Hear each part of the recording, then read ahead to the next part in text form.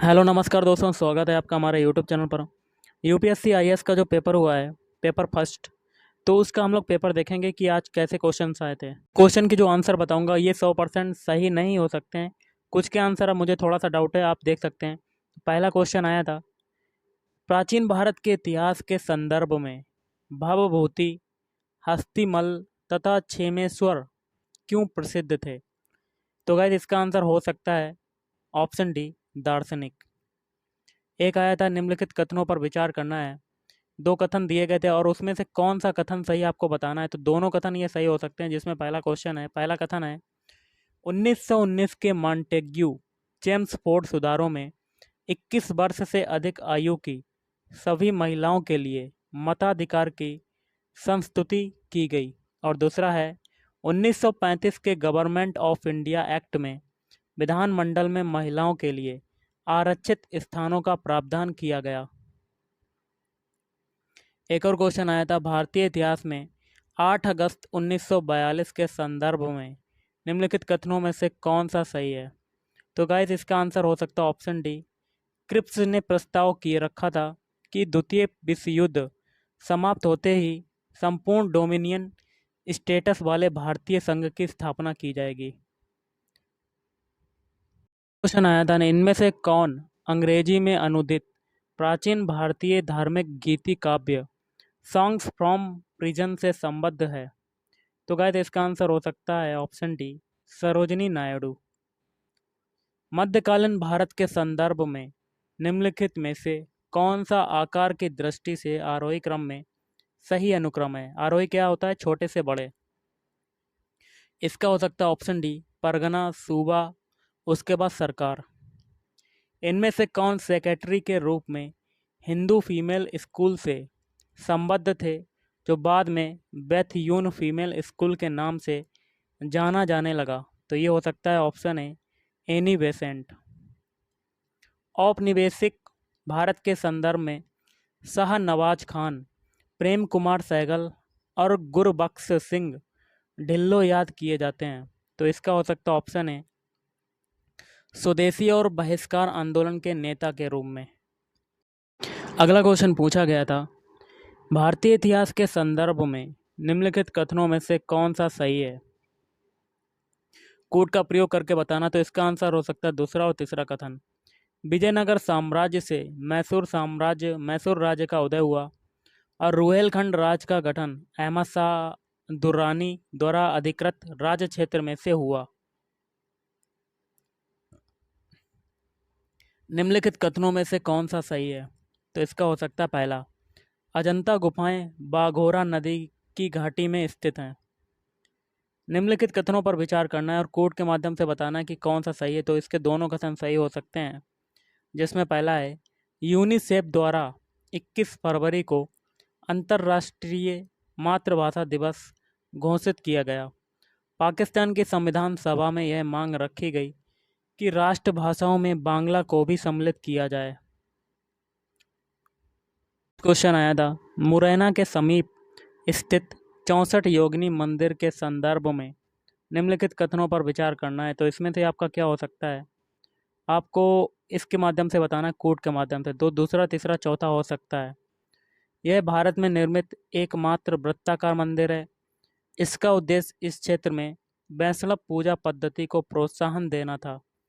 और चौथा हो सकता है, इसके डिजाइन से यह लोकप्रिय धारणा बनी कि यह भारतीय संसद भवन के लिए प्रेरणा स्रोत रहा था।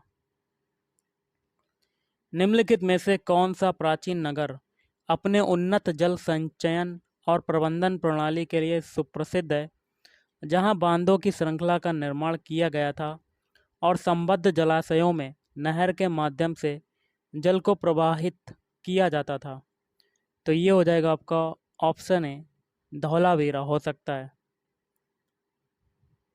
क्वेश्चन पूछा गया था, 17वीं शताब्दी के पहले चतुर्थांश में निम्नलिखित में से कहाँ इंग्लिश ईस्ट इंडिया कंपनी का कारखाना या कारखाने स्थापित था? तो गाइस कोड के माध्यम का प्रयोग करके बताना है। तो इसका आंसर हो सकता है ऑप्शन एक, भरूच। गुप्त वंश के पतन से लेकर आरंभिक 7वीं शताब्दी में हर्षवर्धन के उत्थान तक उत्तर भारत में निम्नलिखित में से किन राज्यों का शासन था? तो गाइस इसका आंसर कोड के माध्यम से बताना। पहला, तीसरा, चौथा और छठा हो सकता है। पहला क्या है? मगध के गुप्त। और तीसरा हो सकता है थानेसर के पुष्यभूति, कन्नौज के मौखरी, और छठा हो सकता है वल्लभी के मैत्रक। अगला क्वेश्चन कर लेते हैं। अगला क्वेश्चन गाइस है, पुर्तगाली लेखक नूनीज के अनुसार विजयनगर साम्राज्य में महिलाएं निम्नलिखित में से किन क्षेत्रों में निपुण थीं? कोड के माध्यम का प्रयोग करके बताना है। तो दूसरा और चौथा हो सकता है ज्योतिष शास्त्र और भविष्यवाणी। आंध्र प्रदेश में मदनपल्ली के संदर्भ में निम्नलिखित में से कौन सा कथन सही है? तो पहला हो सकता है पिंगली वेंकैया ने यहाँ भारतीय राष्ट्रीय ध्वज तिरंगे का डिजाइन किया। अगला क्वेश्चन देख लेते हैं क्या कहता है। निम्नलिखित युग्मों पर विचार कीजिए। एक में ऐतिहासिक स्थान है, दूसरे में ख्याति का कारण है, और कोड के माध्यम से आपको बताना है। तो दूसरा तीसरा हो सकता है। दूसरा क्या है? चंद्रकेतुगढ़ का हो जाएगा टेराकोटा कला, और गणेशर ये हो जाएगा ताम्र कलाकृतियाँ। निम्नलिखित कथनों पर विचार करना है और आपको कोड के माध्यम से बताना कि कौन सा सही हो सकता है। तो दूसरा और तीसरा हो सकता है। दूसरा क्या है? मोहम्मद बिन तुगलक के शासनकाल में तैमूर ने मुल्तान पर अधिकार किया था और सिंधु नदी पार की थी। और तीसरा है विजयनगर साम्राज्य के देवराय द्वितीय के शासनकाल में वास्को डिगामा केरल के तट पर पहुंचा था। अगला क्वेश्चन गाइस कर लेते हैं। क्या पूछा गया था आपका? निम्नलिखित कथनों पर विचार करना है और इसमें आपको बताना है कि कौन सा सही है। तो इसका तीनों कथन सही हो सकते हैं। पहला है संत फ्रांसिस जेवियर जेसुइट संघ ऑर्डर के संस्थापक सदस्यों में से एक थे। दूसरा है संत फ्रांसिस जेवियर की मृत्यु गोवा में हुई तथा यहाँ उन्हें समर्पित एक गिरजाघर है। और तीसरा क्या कहता है? गोवा में प्रतिवर्ष संत फ्रांसिस जेवियर के भोज का अनुष्ठान किया जाता है। प्राचीन भारत के इतिहास के संदर्भ में निम्नलिखित कथनों में से कौन सा सही है? तो गाइस देखिए कोड का प्रयोग करके बताना है। पहला और तीसरा हो सकता है। पहला है मिताक्षरा ऊंची जाति की सिविल विधि थी और दाएं भाग निम्न जाति की सिविल विधि थी। और तीसरा है मिताक्षरा व्यवस्था किसी परिवार के केवल पुरुष सदस्यों के संपत्ति संबंधी मामलों पर विचार करती है, जबकि दाएं भाग व्यवस्था किसी परिवार के पुरुष एवं महिला सदस्यों दोनों के संपत्ति संबंधी मामलों पर विचार करती है। अगला क्वेश्चन देख लेते हैं। निम्नलिखित में से किसी से किसी अर्थव्यवस्था में मुद्रा गुणक में वृद्धि होती है? तो ये हो सकता है तीसरा वाला, लोगों की बैंकिंग आदतों में वृद्धि। भारतीय अर्थव्यवस्था के संदर्भ में मांग प्रेरित मुद्रास्फीति या उससे वृद्धि निम्नलिखित किन कारणों से होती है? तो गाइस इसका हो सकता है पहला, दूसरा और चौथा। पहला है विस्तारवादी नीतियाँ, दूसरा है राजकोषीय प्रोत्साहन, और चौथा है उच्च क्रय शक्ति। नेक्स्ट क्वेश्चन कर लेते हैं। क्वेश्चन क्या कहता है? भारत के संदर्भ में निम्नलिखित कथनों पर विचार कीजिए और कोड के माध्यम से बताना कि कौन सा सही हो सकता है। पहला और दूसरा हो सकता है। पहला है खुदरा निवेशक डीमैट खातों के माध्यम से प्राथमिक बाजार में राजकोष बिल, ट्रेजरी बिल और भारत सरकार के ऋण ब्रांड में निवेश कर सकते हैं। और आपका दूसरा कथन क्या कहता है? बातचीत से तय लेन देन प्रणाली ऑर्डर मिलान, या कह सकते हैं negotiated dealing system order matching भारतीय रिजर्व बैंक का सरकारी प्रतिभूति व्यापारिक मंच है। अगला है बार्टर क्रेडिट के संदर्भ में निम्नलिखित कथनों पर विचार कीजिए और कौन सा सही है। तो तीनों कथन सही हो सकते हैं। पहला है यह जल एवं स्वच्छता क्षेत्र में कार्य के लिए सूक्ष्म वित्त साधनों माइक्रो फाइनेंस टूल्स को लागू करता है। दूसरा क्या कहता है? यह एक वैश्विक पहल है जिसे विश्व स्वास्थ्य संगठन और विश्व बैंक के तत्वावधान में प्रारंभ किया गया है। इसका उद्देश्य निर्धन व्यक्तियों को सहायकी के बिना अपनी जल संबंधी आवश्यकताओं को पूरा करने के लिए समर्थ बनाना है। ये हो सकता है। अगला क्वेश्चन देख लेते हैं। भारत में अंतिम उधारदाता लेंडर ऑफ लास्ट रिसॉर्ट के रूप में केंद्रीय बैंक के कार्य में सामान्यतः निम्नलिखित में से क्या सम्मिलित है? तो ये हो सकता है आपका गाइस दूसरा और तीसरा हो सकता है अस्थायी संकट के समय बैंकों के लिए चल निधि उपलब्ध कराना, और तीसरा हो सकता है बजटीय घाटों के वित्तीयन के लिए सरकारों को ऋण देना। अगला क्वेश्चन क्या कहता है, निम्नलिखित में से किसके अंगीकरण को प्रोत्साहित करने के लिए R2 व्यवहार संहिता या R2 कोड ऑफ प्रैक्टिसेज साधन उपलब्ध करती है?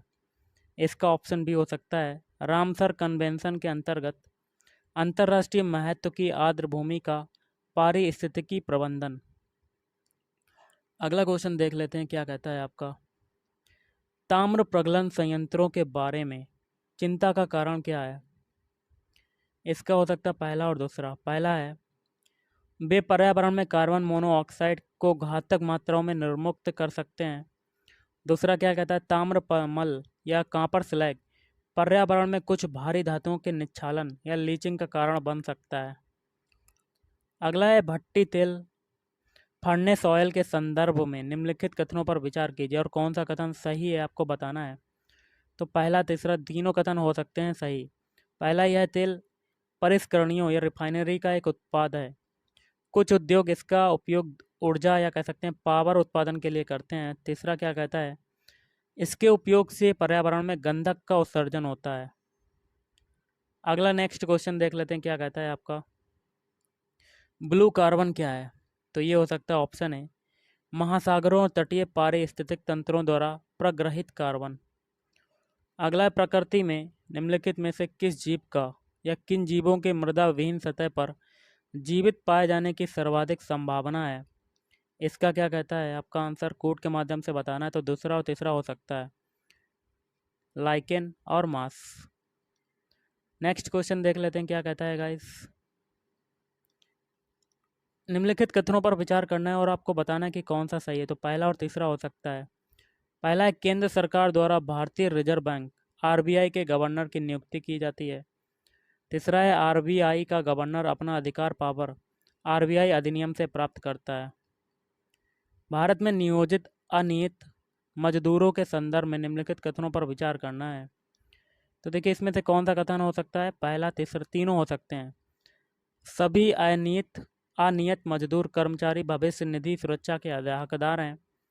सभी अनियत मजदूर नियमित कार्य समय एवं समयोपरि भुगतान के हकदार हैं। सरकार अधिसूचना के द्वारा यह भी निर्दिष्ट कर सकती है कि कोई प्रतिष्ठान या उद्योग केवल अपने बैंक खातों के माध्यम से मजदूरी का भुगतान करेगा। क्वेश्चन क्या कहता है, आर्थिक मंदी के समय निम्नलिखित में से कौन सा कदम उठाए जाने की सर्वाधिक संभावना है? तो इसका हो सकता है ऑप्शन डी, सार्वजनिक परियोजनाओं पर व्यय में कमी करना। निम्नलिखित कथनों पर विचार करना है और कौन सा सही आपको बताना है। तो पहला और चौथा हो सकता है। क्या कहता है आगे, अन्य बातें अपरिवर्तित रहने पर भी किसी वस्तु के लिए बाजार मांग बढ़ सकती है यदि, तो इसके लिए पहला और चौथा हो सकता है। कंफर्म नहीं कह सकता हूँ मैं, लेकिन एक्सपेक्टेड आंसर बता सकता हूँ। इसकी स्थानापन्न वस्तु की कीमत में वृद्धि, और चौथा है इसकी कीमत घटती है। अगला क्वेश्चन देख लेते हैं क्या कहता है, भारत में शहरी सहकारी बैंकों के संदर्भ में निम्नलिखित कथनों पर विचार करना है और कोड के माध्यम से बताना है कि कौन सा सही है। पहला और तीसरा हो सकता है। पहला क्या कहता है, राज्य सरकारों द्वारा स्थापित स्थानीय मंडलों द्वारा उनका पर्यवेक्षण एवं विनियमन किया जाता है। और कि तीसरा क्या कहता है, उन्हें वर्ष 1966 में एक संशोधन के द्वारा बैंककारी विनियमन अधिनियम 1949 के कार्यक्षेत्र में लाया गया था।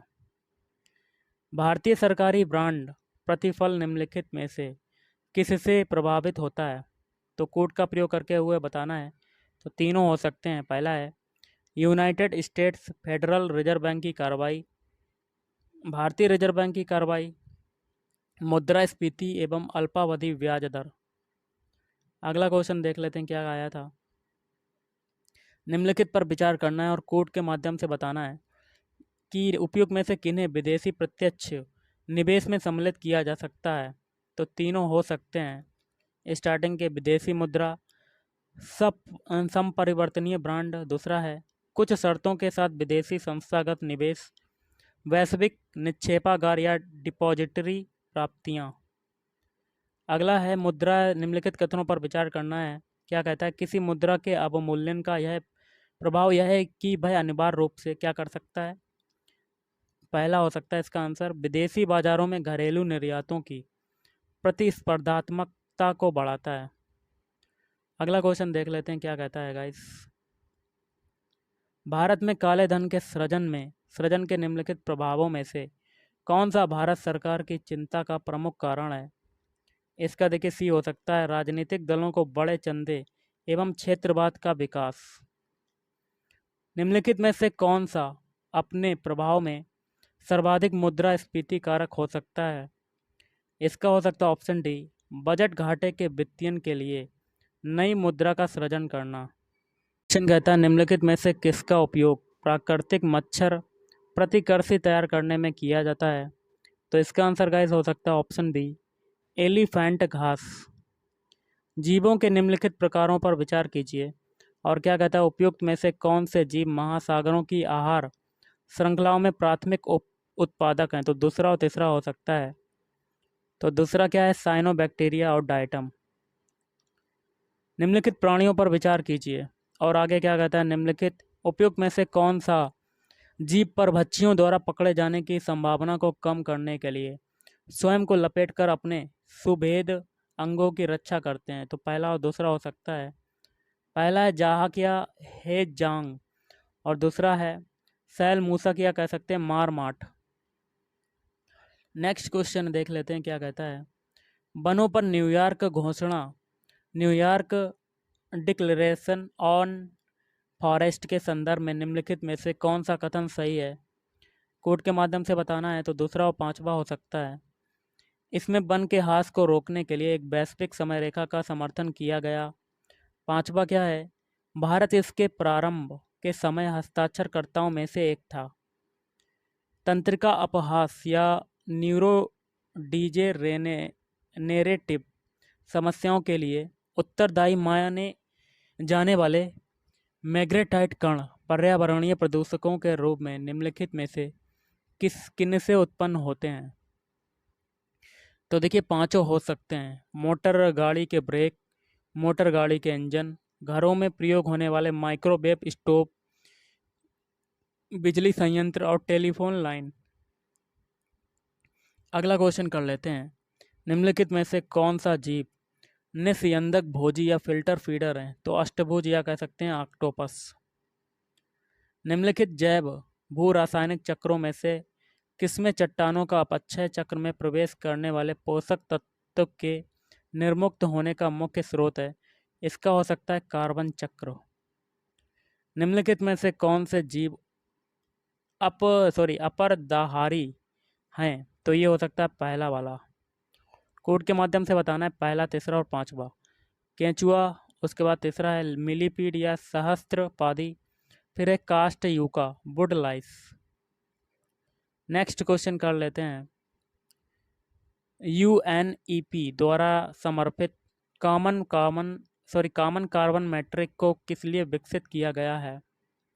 इसका आंसर हो सकता है ऑप्शन डी, किसी इकाई समय या यूनिट टाइम में विश्व में जीवाश्मी ईंधनों के उपयोग से उत्पन्न होने वाले समग्र कार्बन पदचिह्न के आकलन के लिए। निम्नलिखित समूहों में से किनमें ऐसी जातियां होती हैं जो अन्य जीवों के साथ सहजीवी संबंध बना सकती हैं। तो इसका हो सकता है दूसरा और तीसरा, कवक हो जाएगा और आदि जंतु प्रोटोजोआ। नेक्स्ट क्वेश्चन कर लेते हैं, भारतीय संविधान के अंतर्गत धन का केंद्रीकरण किसका उल्लंघन करता है। तो शायद ये हो सकता है ऑप्शन डी, कल्याण की अवधारणा। भारत में संपत्ति के अधिकार की स्थिति क्या है। तो इसका आंसर ए हो सकता है, यह विधिक अधिकार है जो केवल नागरिकों को प्राप्त है। अगला 26 जनवरी 1950 को भारत की वास्तविक संवैधानिक स्थिति क्या थी। तो ऑप्शन बी हो सकता है, संपूर्ण प्रभुत्व संपन्न लोकतंत्रात्मक गणराज्य। अगला क्वेश्चन कर लेते हैं, क्या कहता है, संवैधानिक सरकार का आशय क्या है। इसका आंसर हो सकता है ऑप्शन ए, किसी राष्ट्र की परिसंघीय संरचना वाली एक प्रतिनिधि सरकार। भारत के संदर्भ में हल्बी हो और कोई पद किससे संबंधित है? तो इसका हो सकता है जनजातीय भाषा। भारत रत्न और पद्म पुरस्कारों के संबंध में निम्नलिखित कथनों पर विचार करना है। तो कोड के माध्यम से बताना कि कौन सा सही हो सकता है। सही नहीं है ये बताना है। तो पहला हो सकता है इसका, भारत रत्न और पद्म पुरस्कार भारत के संविधान के अनुच्छेद 18(1) के अंतर्गत उपाधियां, ये गलत वाला हो सकता है। निम्नलिखित कथनों पर विचार करना है और देखिए कोड के माध्यम से बताना है कौन सा कथन सही है। देखिए कथन 1 और कथन दोनों सही हैं और कथन 2 एक ही सही व्याख्या करता है। तो पहला कथन क्या है? संयुक्त राष्ट्र पूंजी निकाय विकास विधि UNDC, CDF और आर्बर डे फाउंडेशन ने हाल ही में हैदराबाद को विश्व के 2020 वृक्ष नगर की मान्यता प्रदान की है। इसकी व्याख्या 2 करता है। शहरी वनों को बढ़ाने और संपोषित करने के प्रति प्रतिबद्धता को देखते हुए हैदराबाद का 1 वर्ष के लिए इस मान्यता हेतु चयन किया गया। अगला है वर्ष 2000 में प्रारंभ किए गए लॉरियस विश्व खेल पुरस्कार लॉरियस वर्ल्ड स्पोर्ट्स अवार्ड के संबंध में निम्नलिखित कथनों पर विचार करना है और कोड के माध्यम से बताना है कि कौन सा सही है। तो तीनों हो सकते हैं। अमेरिकी गोल्फ खिलाड़ी टाइगर वुड्स इस पुरस्कार का सर्वप्रथम विजेता था। दूसरा क्या कहता है? अब तक यह पुरस्कार फार्मूला 1 के खिलाड़ियों को मिला है। तीसरा क्या कहता है? अन्य खिलाड़ियों की तुलना में रॉजर फेडरर को यह पुरस्कार सर्वाधिक बार मिला है। अगला क्वेश्चन देख लेते हैं क्या आया था। 32वें ग्रीष्मकालीन ओलंपिक के संदर्भ में निम्नलिखित कथनों पर विचार करना है और कोड के माध्यम से बताना है कि कौन सा सही है। तो दोनों आपके कथन शायद गलत हो सकते हैं। ओके गाइस, ना तो एक और ना ही दूसरा। अगला है ICC वर्ल्ड टेस्ट चैंपियनशिप के संदर्भ में निम्नलिखित कथनों पर विचार करना है और कोड के माध्यम से बताना कि कौन सा सही है। पहला और दूसरा हो सकता है। पहला क्या कहता है? अंतिम दौर में पहुंचने वाली टीमों का निर्धारण उनके द्वारा जीते गए मैचों की संख्या के आधार पर किया गया। न्यूजीलैंड का स्थान इंग्लैंड से ऊपर था क्योंकि उसने इंग्लैंड की तुलना में अधिक मैच जीते। अगला क्वेश्चन देख लेते हैं। निम्नलिखित कथनों पर विचार करना है और कोड के माध्यम से बताना है कि कौन सा सही हो सकता है। तो दूसरा और तीसरा हो सकता है। दूसरा क्या कहता है? शहर का अधिकार शहर के प्रत्येक निवासी को शहर में सार्वजनिक स्थानों को वापस लेने या रिक्लेम एवं सार्वजनिक सहभागिता का अधिकार देता है। तीसरा क्या कहता है आपका देख लेते हैं।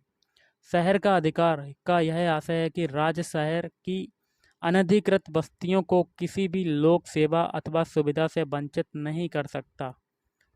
भारत के संदर्भ में निम्नलिखित कथनों पर विचार करना है और कोड के माध्यम से बताना है कि कौन सा सही हो सकता है। तो दोनों हो सकते हैं। न्यायिक हिरासत का अर्थ है कि अभियुक्त संबंधित मजिस्ट्रेट की हिरासत में है और ऐसे अभियुक्त को पुलिस स्टेशन के हवालात में रखा जाता है, ना कि जेल में। दूसरा क्या कहता है? न्यायिक हिरासत के दौरान मामले के प्रभारी पुलिस अधिकारी न्यायालय की अनुमति के बिना संदिग्ध व्यक्ति से पूछताछ नहीं कर सकते। अगला क्वेश्चन देख लेते हैं क्या कहता है। भारत के संदर्भ में निम्नलिखित कथनों पर विचार कीजिए और कोड के माध्यम से बताना है कि कौन सा सही हो सकता है। तो दोनों हो सकते हैं। पहला है, जब एक कैदी पर्याप्त आधार प्रस्तुत करता है तो ऐसे कैदी को पैरोल मना नहीं किया जा सकता क्योंकि वह उसके अधिकार का मामला बन जाता है। कैदी को पैरोल पर छोड़ने के लिए राज्य सरकारों के अपने नियम हैं। राष्ट्रीय स्तर पर अनुसूचित जनजाति और अन्य पारंपरिक वन निवासी या वन अधिकारों की मान्यता अधिनियम 2006 के प्रभावी कार्यान्वयन को सुनिश्चित करने के लिए कौन सा मंत्रालय केंद्रक अभिकरण नोडल एजेंसी है? तो इसका आंसर हो सकता है ऑप्शन डी, जनजातीय कार्य मंत्रालय। कानून को लागू करने के मामले में कोई विधान जो किसी कार्यपालक अथवा प्रशासनिक अधिकारी को अनिर्देशित एवं अनियंत्रित विवेकाधिकार देता है, भारत के संविधान के निम्नलिखित अनुच्छेदों में से किसका उल्लंघन करता है? इसका हो सकता है अनुच्छेद 32। कंफर्म नहीं कह सकता लेकिन इसका ऑप्शन सी हो सकता है। अगला देख लेते हैं क्या कहता है। भारतीय राज्य व्यवस्था में निम्नलिखित में से कौन सी अनिवार्य विशेषता है जो यह दर्शाती है कि उसका स्वरूप संघीय है? इसका गाइस आंसर हो सकता है संघ की विधायिका में संगठक इकाइयों के निर्वाचित प्रतिनिधि होते हैं। निम्नलिखित में से कौन सा राज्य शब्द को सर्वोत्तम रूप से परिभाषित करता है? तो गाइस इसका आंसर हो सकता है ऑप्शन बी, एक निश्चित भूभाग के राजनीतिक रूप से संगठित लोग जो स्वयं पर शासन करने, कानून एवं व्यवस्था को बनाए रखने, अपने नैसर्गिक अधिकारों की रक्षा करने तथा अपनी जीविका के साधनों को सुरक्षित रखने का अधिकार रखते हैं। अगला क्वेश्चन देख लेते हैं क्या कहता है। भारतीय न्यायपालिका के संदर्भ में निम्नलिखित कथनों पर विचार कीजिए और कोड के माध्यम से बताना कि कौन सा सही हो सकता है। तो इसका आंसर दूसरा वाला हो सकता है। भारत में किसी भी उच्च न्यायालय को अपने निर्णय के पुनर्विलोकन की शक्ति प्राप्त है, जैसा कि उच्चतम न्यायालय के पास है। भारत के संदर्भ में निम्नलिखित कथनों पर विचार करना है और कोड के माध्यम से बताना कि कौन सा सही है। तो इसका दूसरा हो सकता है, जो व्यक्ति जन्म से नागरिक हो केवल वही राष्ट्राध्यक्ष बन सकता है। निम्नलिखित में से कौन सा कारक किसी उदार लोकतंत्र में स्वतंत्रता की सर्वोत्तम सुरक्षा को नियत करता है? इसका ऑप्शन डी हो सकता है, शक्तियों का पृथक्करण। क्वेश्चन क्या कहता है, सवाना की वनस्पति में बिखरे हुए छोटे वृक्षों के साथ घास के मैदान होते हैं, किंतु विस्तृत क्षेत्र में कोई वृक्ष नहीं होते। ऐसे क्षेत्रों में वन विकास सामान्यतः एक या एकाधिक या कुछ परिस्थितियों के संयोजन के द्वारा नियंत्रित होता है। ऐसी परिस्थितियां निम्नलिखित में से कौन सी हैं? देखिएगा, इस कोड के माध्यम से बताना है तो पहला, तीसरा और पांचवा हो सकता है। पहला है बिलकारी प्राणी और दीमक। तीसरा है चरने भाले तृणभक्षी प्राणी हर्बीवोर्स। तो मृदा के गुण। अगला क्वेश्चन है, पृथ्वी ग्रह पर जल के संदर्भ में निम्नलिखित कथनों पर विचार कीजिए और कौन सा सही आपको बताना। तो दोनों हो सकते हैं। पहला है नदियों और झीलों में जल की मात्रा भूजल की मात्रा से अधिक है। दूसरा क्या कहता है, ध्रुवीय हिमच्छद और हिमनदों में जल की मात्रा भूजल की मात्रा से अधिक है। अगला क्वेश्चन देख लेते हैं क्या कहता है। निम्नलिखित कथनों पर विचार करना है और कोड के माध्यम से बताना है कि कौन सा सही हो सकता है। पहला, तीसरा और चौथा हो सकता है। पहला क्या है, मोरिंगा सहजन वृक्ष एक फलीदार सदापर्णी वृक्ष है। दूसरा क्या कहता है, इमली का पेड़। ये नहीं हो सकता गाइस, इसका आंसर तीसरा और चौथा। भारत में अधिकांश इमली लघु वनोत्पाद के रूप में संग्रहित की जाती है। और चौथा है भारत इमली और मोरिंगा के बीज निर्यात करता है। भारत में काली कपास मृदा की रचना निम्नलिखित में से किसके अपक्षयण से हुई है? तो ये ऑप्शन बी हो सकता है, बिदरी या फिसर ज्वालामुखी ये चट्टान। अगला क्वेश्चन है, पुनर्संयोजित रिकॉम्बिनेंट वेक्टर वैक्सीन से संबंधित हाल के विकास के संदर्भ में निम्नलिखित कथनों पर विचार कीजिए और कोड के माध्यम से बताने कि कौन सा सही है। तो पहला और दूसरा दोनों हो सकते हैं। इन वैक्सीनों के विकास में आनुवंशिक इंजीनियरिंग का प्रयोग किया जाता है। दूसरा क्या है, जीवाणुओं और विषाणुओं का प्रयोग रोग वाहक के रूप में किया जाता है। आनुवंशिक रोगों के संदर्भ में निम्नलिखित कथनों पर विचार करना और कौन सा सही है तो आपको बताना। तो पहला हो सकता है, अंडों के अंतःपात्र इन विट्रो निषेचन से या तो पहले या बाद में सूत्रकणिका प्रतिस्थापन चिकित्सा द्वारा सूत्रकणिका रोगों को माता पिता से संतान में जाने से रोका जा सकता है। बालगार्ड या बालगार्ड फर्स्ट और बालगार्ड 2 प्रौद्योगिकियों का उल्लेख किसके संदर्भ में किया जाता है? तो ऑप्शन बी हो सकता है, आनुवंशिक रूप से रूपांतरित फसली पादपों का विकास। अगला नेक्स्ट क्वेश्चन देख लेते हैं, किसी प्रेशर कुकर में जिस तापमान पर खाद्य पकाए जाते हैं वह मुख्यतः निम्नलिखित में से किन पर निर्भर करता है? तो कोड के माध्यम से बताना है तो दूसरा और तीसरा हो सकता है। दूसरा क्या कहता है, ज्वाला का तापमान और ढक्कन का भार। निम्नलिखित पर विचार करना है और वो कहता है उपयुक्त में से किन्हें कृत्रिम या संश्लेषित माध्यम में संवर्धित किया जा सकता है? तो जीवाणु और विषाणु हो सकता है। निम्नलिखित कथनों पर विचार करना है कौन सा सही है? तो ये दूसरा वाला हो सकता है कथन। कभी कभी सामान्य जुकाम एडिनो वायरस के कारण होता है, जबकि एड्स HIV/एस या रेट्रो वायरस के कारण होता है। अगला है स्थायी कृषि परमाकल्चर पारंपरिक रासायनिक कृषि से किस तरह भिन्न है? तो देखिए कोड के माध्यम से बताना है कि कौन सा सही उत्तर है। तो पहला, दूसरा और चौथा हो सकता है। पहला है स्थायी कृषि एक धान्य कृषि पद्धति को हतोत्साहित करता है, किंतु पारंपरिक रासायनिक कृषि में एक धान्य कृषि पद्धति की प्रधानता है। दूसरा क्या कहता है, पारंपरिक रासायनिक कृषि के कारण मृदा की लवणता में वृद्धि हो सकती है, किंतु इस तरह की परिघटना स्थायी कृषि में दृष्टिगोचर नहीं होती है। और चौथा कहता है, मल्च बनाने या मल्चिंग की प्रथा स्थायी कृषि में काफ़ी महत्वपूर्ण है, किंतु पारंपरिक रासायनिक कृषि में ऐसी प्रथा आवश्यक नहीं है। अगला है ताड़ तेल। पाम ऑयल के संदर्भ में निम्नलिखित कथनों पर विचार करना है और कोड के माध्यम से बताना है कि कौन सा सही है। तो पहला दूसरा हो सकता है। ताड़ तेल वृक्ष दक्षिण पूर्व एशिया में प्राकृतिक रूप में पाया जाता है। ताड़ तेल लिपस्टिक और इत्र बनाने वाले कुछ उद्योगों के लिए कच्चा माल है। तो गाइस, आज के इस वीडियो में इतना ही। Thank you.